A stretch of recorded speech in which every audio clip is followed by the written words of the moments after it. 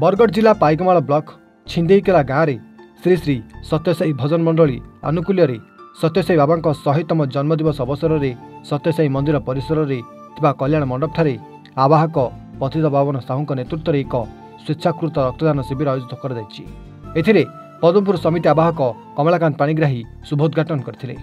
पद्मपुर रक्त भंडार कर्मकर्ता आसी 50 यूनिट रक्त संग्रह करते। भगवान सत्यसाई बाबा 100तम जन्मोत्सव बर्तमान आम चली ये अवसर में आम ये रक्तदान शिविर आयोजन करूँ एवं वर्तमान सुधा प्राय 44 यूनिट ब्लड संग्रह हो सारी हाराहारी 50 यूनिट ब्लड संग्रह हो आम आशा करुचु एवं भगवान बाबा ये जो 100तम जन्मोत्सव यह आमर ये अनुष्ठान तरफ संघ तरफ छिंदेईकेला आमर सत्यसाई सेवा ग्रुप तरफ भगवान बाबा पादपद्म आम ये जो सेवा टिकक अर्पण करुँ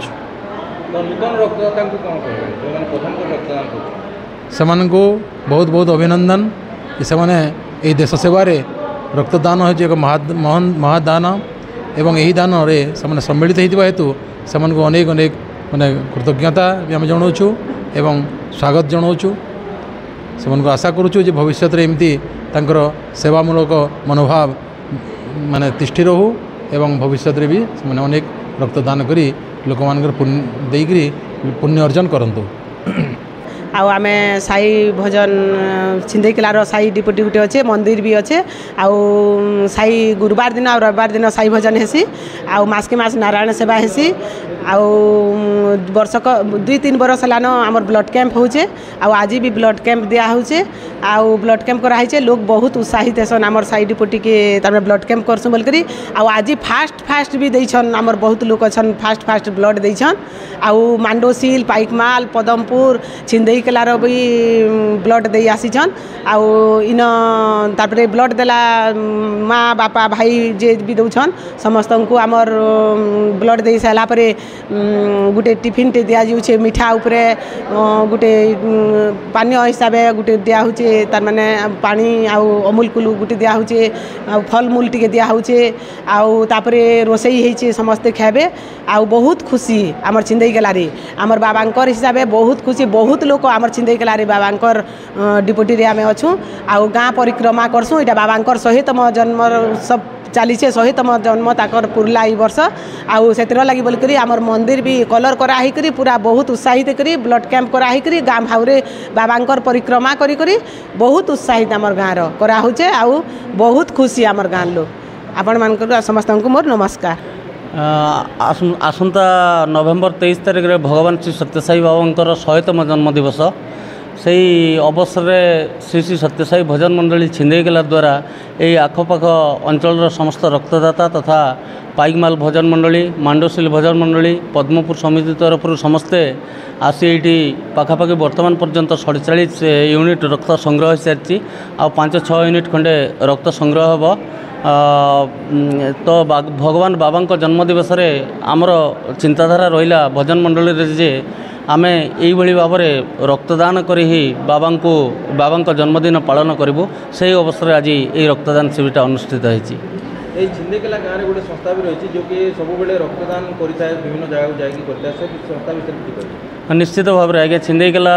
रक्तदाता यही अंचल गोटे प्रसिद्ध गाँ अटे केवल छिंदेईकेला नुहे ये अंचल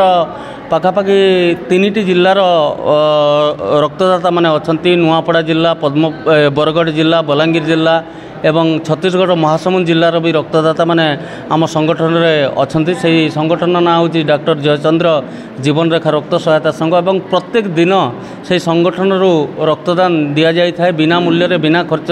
कौन प्रकार पेट्रोल खर्च भी दि जाए नि थाए आ पाखापाखि आम संगठन में 650 रक्तदाता सदस्य अच्छा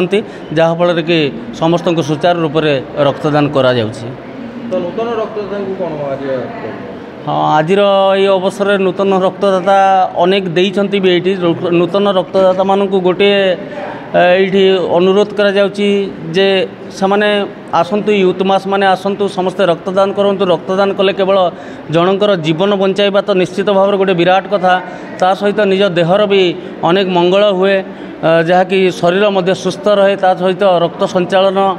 ଭଲ ହୁଏ, ନୂଆ ରକ୍ତ ବାହାରେ, ଏଇଭଳି ଭାବରେ ଦେହ ପାଇଁ ବି ମଧ୍ୟ ବହୁତ ଭଲ। ସେଥିପାଇଁ ନୂଆ ରକ୍ତଦାତାମାନଙ୍କୁ ସେହି ବାର୍ତ୍ତା ଆଜି ଦେଉଛୁ ଯେ ଆପଣମାନେ ଆସିକି ସମସ୍ତେ ରକ୍ତଦାନ କରନ୍ତୁ, ଡାକ୍ତରଖାନାମାନଙ୍କରେ ରକ୍ତଦାନ କରନ୍ତୁ ଏବଂ ରକ୍ତ ଅଭାବକୁ ନିଶ୍ଚିତ ଭାବରେ ଦୂର କରନ୍ତୁ। ହଁ, ଅତି ସୁନ୍ଦର ବିଷୟରେ ମୁଁ ଛିଣ୍ଡେଇକେଲା ମାଟିର ଏ କଳାକାର ମାଟିର ସନ୍ତାନ। 2022 ମସିହାରେ ବରଗଡ଼ ବିଶ୍ୱ ପ୍ରସିଦ୍ଧ ଧନୁଯାତ୍ରାରେ ବସୁଦେବ ଭୂମିକାରେ ଅବତୀର୍ଣ୍ଣ ହୋଇଥିଲି। ଆଉ ଦ୍ୱିତୀୟ ପର୍ଯ୍ୟାୟରେ ଏଇଟା 2025 ପାଇଁ ପୁନରାୟ ଚୟନ ପ୍ରକ୍ରିୟାରେ ସାମିଲ ହୋଇ ପୁଣି ସେ ଦର୍ଶକ ଦର୍ଶିକାଙ୍କର ଆଗ୍ରହ ତଥା ସେ ଚୟନ କମିଟିର ଚିନ୍ତାଧାରାକୁ ନେଇ ମୁଁ ପୁନର୍ବାର ଏ ବର୍ଷ ପୁଣି ବସୁଦେବ ଭୂମିକାରେ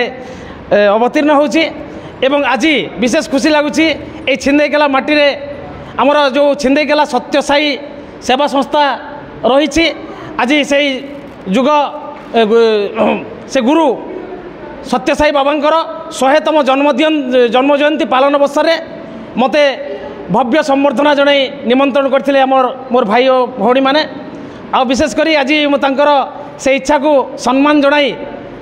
ମୁଁ ମଧ୍ୟ ଆଜି ରକ୍ତଦାନ କରିଛି ଏବଂ ମାନବ ସେବା ହିଁ ମାଧବ ସେବା ବୋଲି ଚିନ୍ତା କରିଛି। ଆଉ ସେ ପ୍ରଭୁ କୃଷ୍ଣଙ୍କର ପିତା ହିସାବରେ ଯେଉଁ ବସୁଦେବ ଭୂମିକା ମୋତେ ଅର୍ପଣ କରାହେଇଛି, ମୁଁ ବାବାଙ୍କ ପାଖରେ ପ୍ରାର୍ଥନା କରିବି, ପ୍ରଣାମ ଜଣାଇବି, ଯେମିତି ଛିଣ୍ଡେକେଲାର ମାଟିକୁ ଆଜି ବିଶ୍ୱ ଦରବାରରେ ପୂଜିତ, ବିଦିତ ଆଉ ଅଭିନନ୍ଦିତ କରିବି। ଏହା ହିଁ ମୁଁ ବାବାଙ୍କ ଠାରେ ପ୍ରାର୍ଥନା କରୁଛି। ପାଇକମାଳରୁ ମାନସ ରଞ୍ଜନ ନାୟକଙ୍କ ରିପୋର୍ଟ, A1 ଓଡ଼ିଶା।